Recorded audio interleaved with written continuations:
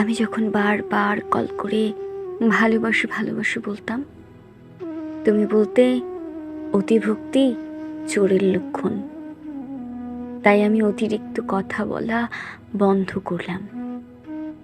আমি যখন কথা বলতে চাইতাম, সময় দিতে বলতাম, তুমি বলতে সময়ের দাম দিতে শেখো। তাই আমি আবেগ কন্ট্রোল করে সময়ের দাম দিতে শিখে নিলাম।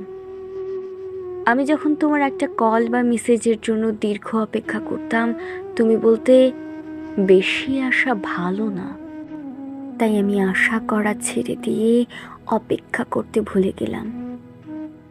আমি যখন তোমাকে নিয়ে খারাপ স্বপ্ন দেখে সবার আগে ফোন করে তোমার খোঁজ নিতাম, তুমি ঠিক আছো কি না। তুমি বলতে পাগলামিটা একটু কমাও। নিজেকে তাই সুস্থ মস্তিষ্কের মানুষ হিসেবে করে তুললাম।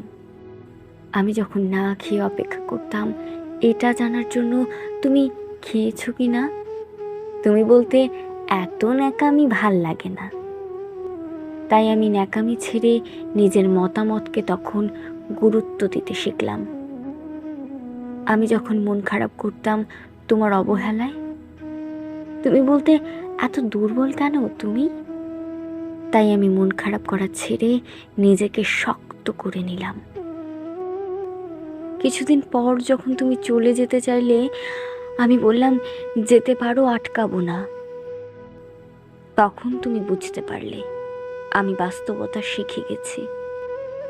হ্যাঁ, তুমি আমায় অনেক কিছু শিখিয়েছো, এর জন্য ধন্যবাদ। তবে তুমি হয়তো জানতে না, এই ন্যাকামিগুলোই একটা সুন্দর ভালোবাসার ইতিহাস করে তোলে। তুমি জানতে না, এই পাগল মানুষগুলো মন থেকে ভালোবাসতে জানে। তুমি হয়তো জানতে না, এই ছোট ছোট আবেগগুলোর থেকেই ভালোবাসার তৈরি। তুমি হয়তো জানতে না, আমি তোমাকে ভালোবাসি বলেই আমার অতি গুরুত্বপূর্ণ সময়টুকু তোমায় দিতাম। আজ আমিও একটা জিনিস তোমায় শেখালাম, অতিরিক্ত অভিমান নিয়ে যারা হারিয়ে যায় তারা কখনো ফিরে আসে না।